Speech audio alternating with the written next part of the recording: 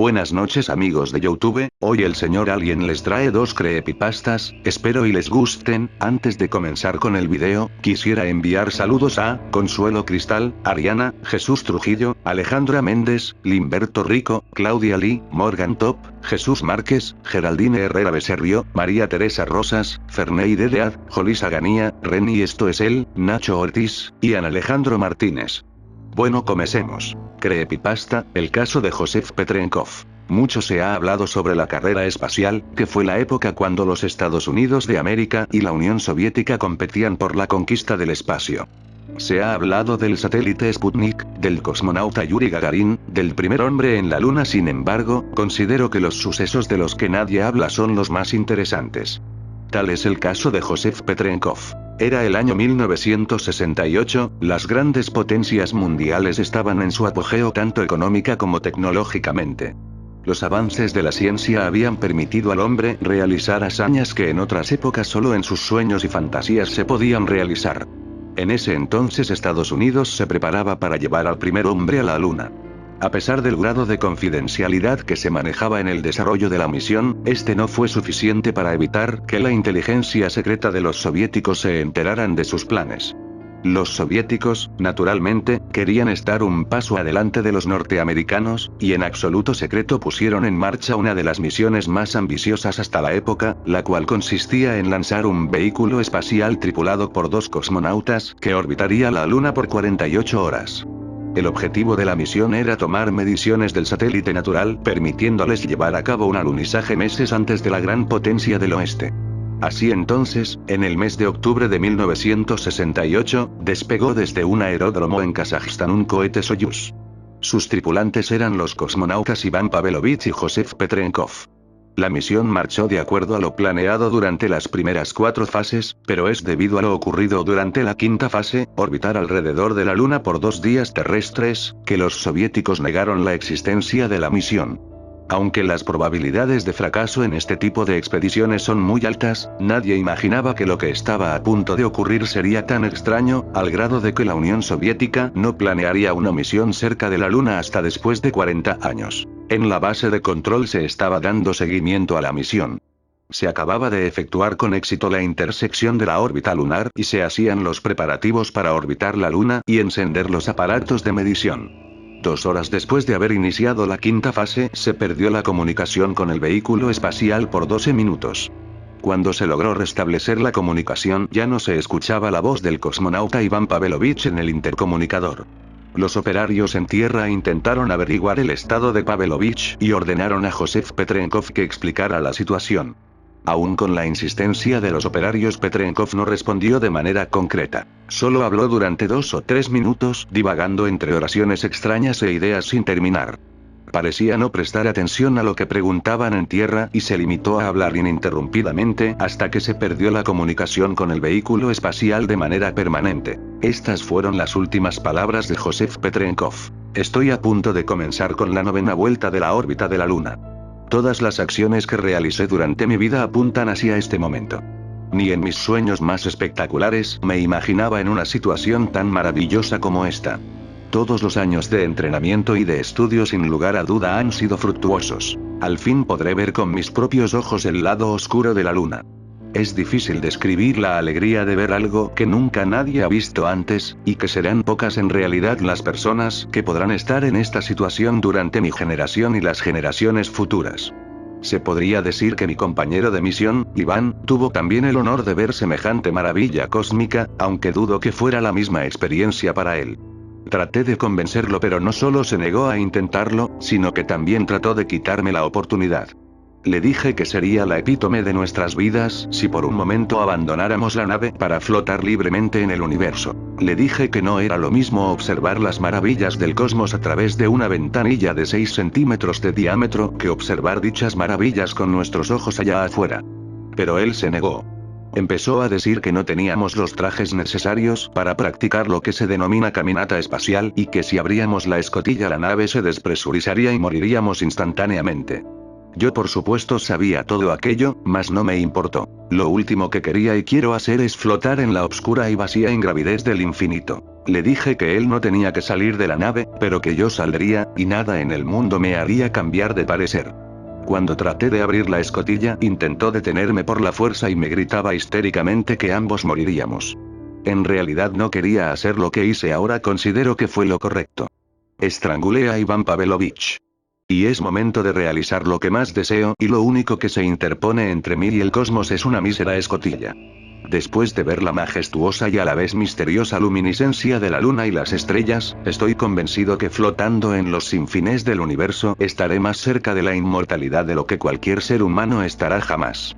Siento que de esta manera podré dejar atrás mi cuerpo como un simple recuerdo de que alguna vez fui un ser antropomórfico. Puedo sentir mi mente expandirse, como si lo comprendiera absolutamente todo, y puedo sentir cada objeto, cada molécula, cada átomo que conforma la nave, la luna, la Tierra y el universo. Quiero que el vacío y yo seamos uno. Tras la última palabra pronunciada por Patrenkov, se perdió la comunicación con el vehículo. Se sabe que la escotilla fue abierta unos segundos después. Pero lo que es aún más misterioso, es el hecho de que varios minutos luego de que la escotilla fuera abierta, la nave cambió de curso. Esto es particularmente extraño porque las órdenes de curso fueron introducidas a la nave desde adentro, algo imposible, pues los tripulantes no hubieran podido sobrevivir a la despresurización. Según radares en tierra se pudo averiguar el nuevo curso de la nave, el cual era las Pléyades. Por muchos años se intentó restablecer comunicación sin éxito.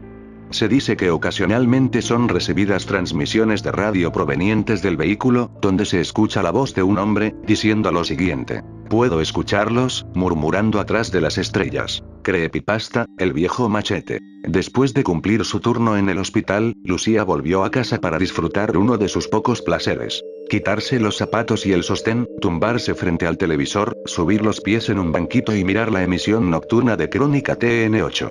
Esa noche, los titulares los acaparaba la noticia del descubrimiento del cuerpo de una mujer.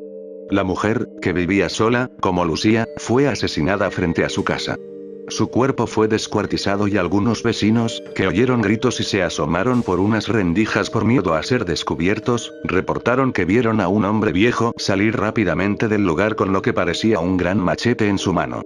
El noticiero, amarillista e irrespetuoso como siempre, titulaba la noticia de manera espeluznante. Asesino descuartiza a chavala que vivía sola.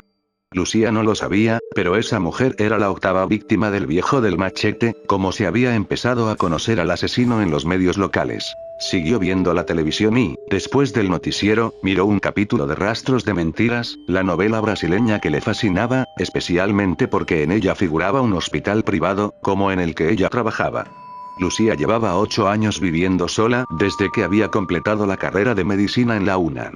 No tenía novio ni hijos y disfrutaba su soltería dedicando sus energías a su profesión.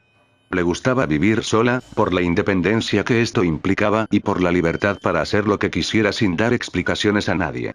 Su mamá vivía con su segundo marido, pues el primero la abandonó después de que Lucía se bachilleró. A Lucía eso le cayó como un chorro de lava en su corazón, una herida que nunca terminó de cerrarse. Al día siguiente, cuando volvió del trabajo y completó su ritual, se sorprendió al ver que otra mujer había sido descuartizada frente a su casa en el residencial Millennium. Las muertes no eran coincidencias, sino el trabajo de un psicópata. Los meses transcurrieron con normalidad hasta un negro jueves de octubre, cuando Lucía volvía a su casa en el residencial Campo Bello, después de pasar 2 días de turno en el hospital de Avellino. Eran las 5:40 de la tarde. Parqueó su carro en el lugar acostumbrado, bajó el árbol del almendro, se bajó con el celular, puso las llaves en la bolsa trasera del pantalón, sacó su bolso del maletero y se dirigió a su casa, la E12, el sitio que ella llamaba hogar. Caminó despacio, su cuerpo azotado por la falta de descanso y el estrés de la guardia. Solo recibió el saludo de Bobby, un barbudo gnomo de jardín con sombrero rojo y cachetes rosados que sostenía un letrero de bienvenida entre sus manos. Una de sus compañeras de trabajo se lo había regalado en su cumpleaños. Hasta entonces, Bobby parecía ser el único hombre en su vida. Llegó hasta la puerta y sus dedos buscaron sin éxito las llaves, escudriñando el contenido del gigantesco bolso GD, vanidades, tampones, una billetera, pintura de labios y un cepillo, pero estas parecían haberse esfumado. Fue entonces que sintió como los pelos de la nuca se erizaban mientras toda la piel de su cuerpo se ponía como de gallina. Lucía se sintió observada. Miró hacia los lados y contempló las calles desiertas del residencial. Las hojas secas de los almendros circundantes cubrían buena parte de la calle y se dejaban llevar, alegres, por el viento vespertino. Era bastante raro, pues a esa hora volvían de sus trabajos la mayoría de los vecinos. Miró hacia el cerco hecho con limonarias que estaba frente a su casa y tampoco notó a nadie, pero sí sintió un aroma putrefacto en el aire, como si el ambiente del residencial se hubiera infectado repentinamente. El viento empezó a soplar con un silbido poco usual y Lucía empezó a sentir miedo y desesperación. Presurosa, se puso el celular en la boca, subió su rodilla derecha y se colocó el bolso en el regazo para buscar mejor. Buscó desesperadamente mientras su frente y las palmas de sus manos empezaban a sudar. Las llaves no estaban por ningún lado. Algo captó la atención de la esquina de su ojo. Con movimientos lentos, miró hacia la derecha y vio a un hombre que empujaba con dificultad un carretón. Lucía se desesperó aún más y, mientras buscaba con locura las llaves en su bolso, notó que el hombre ya estaba muy cerca de su casa. Sin decir nada, el hombre, que era claramente un viejo, dejó el carretón parado cerca de la acera, caminó alrededor de él y se dirigió al senderito de piedras sopilotas que llevaba hasta la puerta. Lucía buscó y no encontró las llaves, mientras que el hombre pasaba al lado de Bobby. En su desesperación, apretó su bolso contra su pecho, como poniéndolo de escudo, se dio vuelta, apoyó su espalda en la puerta y gritó: «¡No!». El hombre, al que Lucía no pudo verle el rostro, se detuvo y no avanzó más. Su cabello cano brillando con la luz de las luminarias que acababan de encenderse en el residencial. «¡Ay, no me mate, por favor!», dijo Lucía con la voz quebrada por el miedo, su alma saliéndose del cuerpo con cada palabra. En ese momento, un Hyundai Excel dobló en las esquinas y se aproximó despacio por la calle. El hombre se dio vuelta vertiginosamente, volvió a su carretón y se alejó por donde había venido. Lucía sintió un alivio momentáneo y también un dolor en su nalga derecha. En ese momento recordó que, al salir del carro, había guardado las llaves en su bolsa trasera. Abrió la puerta, tiró el bolso y las llaves en el comedor y fue directo al baño. Se lavó la cara para calmarse un poco y se puso la mano en el corazón, que palpitaba con un dramático ritmo. Se miró en el espejo del tocador y contempló la cara de una joven muerta de miedo, los ojos abiertos como un personaje de anime y el labio inferior preso de un indetenible temblor. Se quitó el sostén y los zapatos, se tumbó en el sofá, subió los pies al banquito y encendió la televisión, justo a tiempo para Rastros de Mentiras. Esa noche no pudo dormir bien, pues no podía dejar de pensar en las mujeres descuartizadas y en el viejo del machete. ¿Era ese hombre que vio cerca de su casa el asesino? ¿Por qué no la había matado cuando tuvo la oportunidad?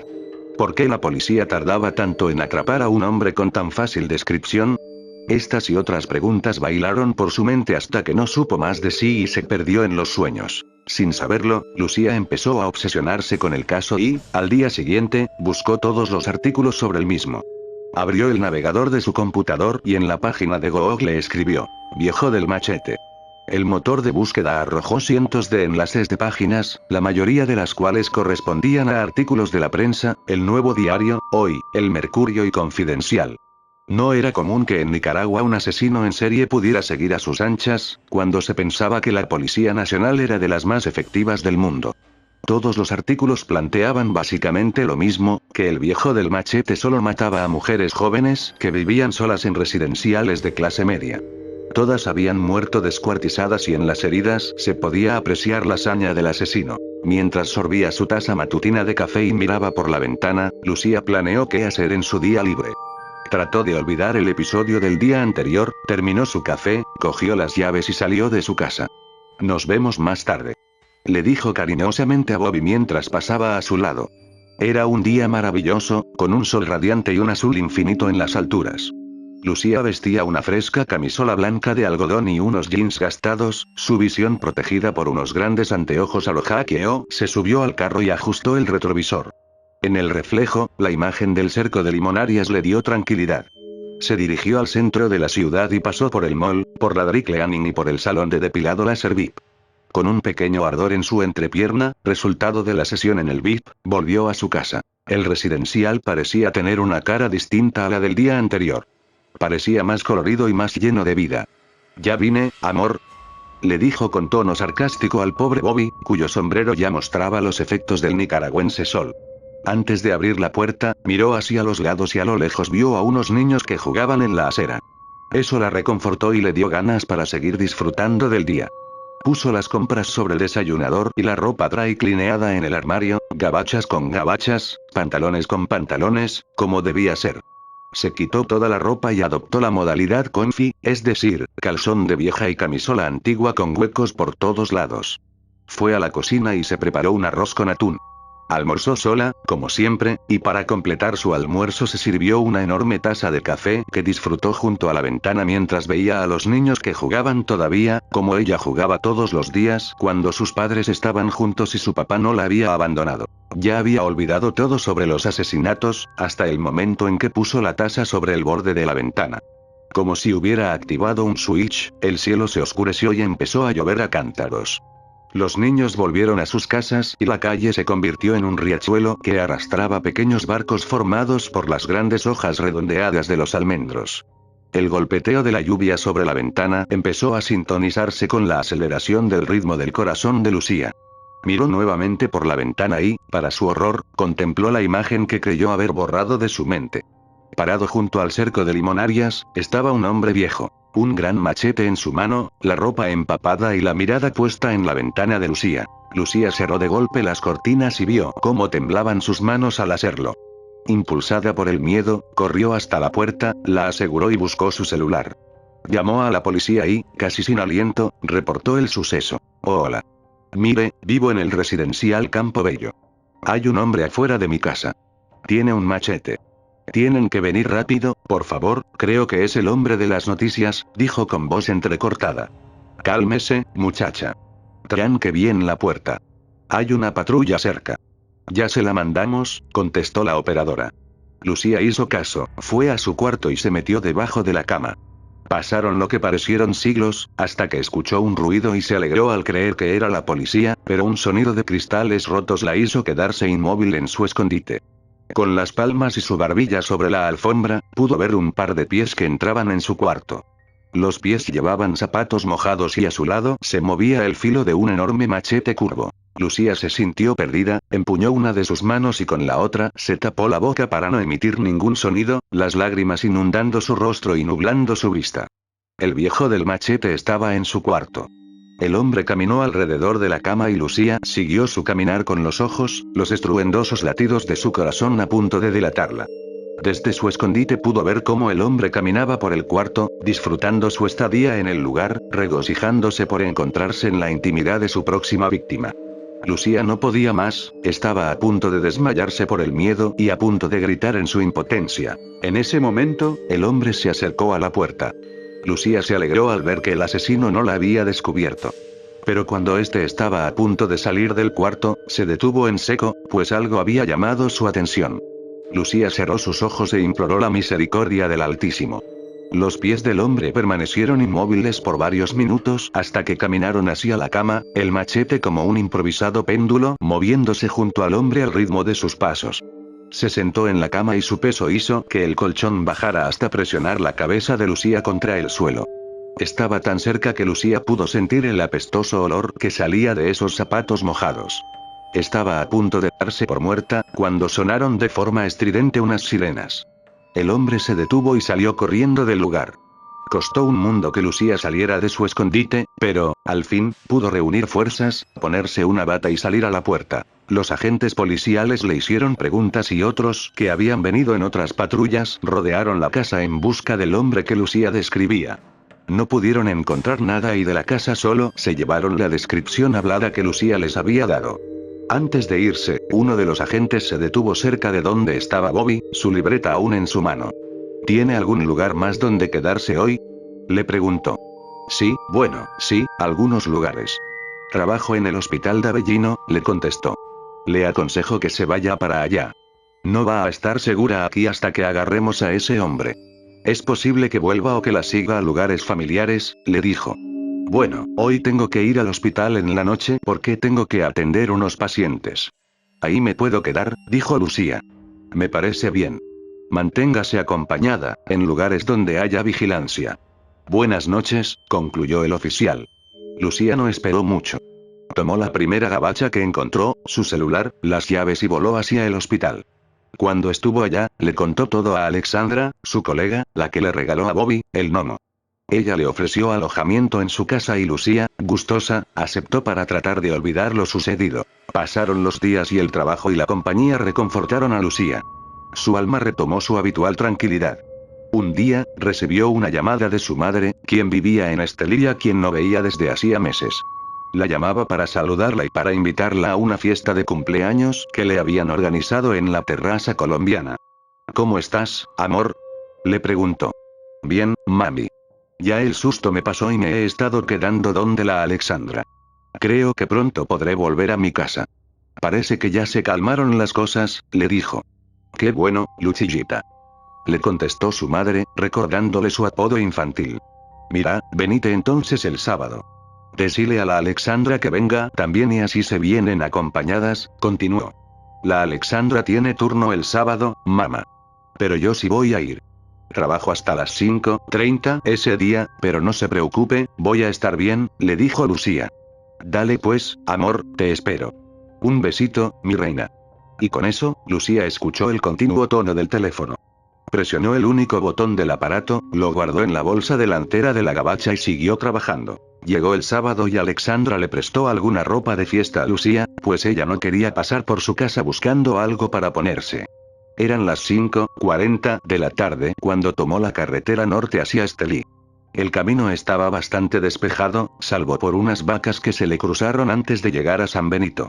Unos kilómetros después, la estatua de Andrés Castro la despidió antes de internarse en una de las partes más desoladas de la carretera. El sol empezaba a ocultarse y, cuando pasó por Maderas, tuvo que encender las luces y poner el parabrisas para ver bien, pues había empezado a llover. En las afueras de Maderas acababan de inaugurar una gasolinera con una sola bomba, en la que los clientes podían servirse gasolina personalmente. También había una tiendita de tabla y zinc y una bodega con un rótulo de Castrol, en la que seguramente se guardaban lubricantes y otros productos automotrices. Lucía entró en la tienda para comprar combustible y alguna chuchería para comer en el camino. Tomó la manguera, programó 700 córdobas y, cuando terminó de cargar el combustible, entró a la tiendita para comprar unos jugos. Cuando salió, la lluvia había arreciado y tuvo que correr para no quedar completamente empapada. Se subió al carro, se ajustó el cinturón y limpió el agua que había caído sobre sus anteojos. Le puso un mensaje por WhatsApp a Alexandra y le dijo que todo marchaba bien. Alexandra le contestó enviándole una foto de Bobby con el texto. Te mando esta hermosura para que te acompañe. Buen viaje. Xoxo. Lucía miró el tablero del carro y vio que la luz del aceite estaba parpadeando en rojo. Solo esto me faltaba, pensó. Miró para ver si había algún trabajador que la pudiera ayudar, pero no había nadie. La lluvia incrementó su fuerza y las ventanas empezaron a empañarse.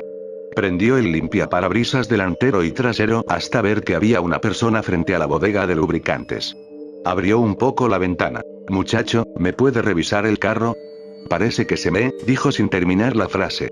La persona que estaba frente a la bodega se dio vuelta y Lucía vio con horror que se trataba de un viejo, la lluvia cayendo sobre sus ropas, su faz oculta en la penumbra que empezaba a caer sobre el camino, como despidiéndose del día. Quiso salir del carro para correr hacia la tienda, pero el cinturón de seguridad se lo impidió. Algo llamó la atención del viejo al mirar hacia donde estaba Lucía. En ese momento, tomó un machete que estaba apoyado en una llanta, levantó el arma y corrió alocadamente hacia ella mientras el corazón de Lucía le destruía el pecho. En su desesperación, al no poder salir, Lucía optó por encender el carro y acelerar a fondo. Pasó muy cerca del hombre y lo golpeó con el espejo lateral haciendo que éste se quebrara, para luego girar rápidamente hasta alcanzar la carretera. Con el alma volviéndole al cuerpo, después de haber escapado de la muerte, Lucía vio por el retrovisor cómo el hombre seguía levantando su machete, sus manos agitándose con furiosos ademanes.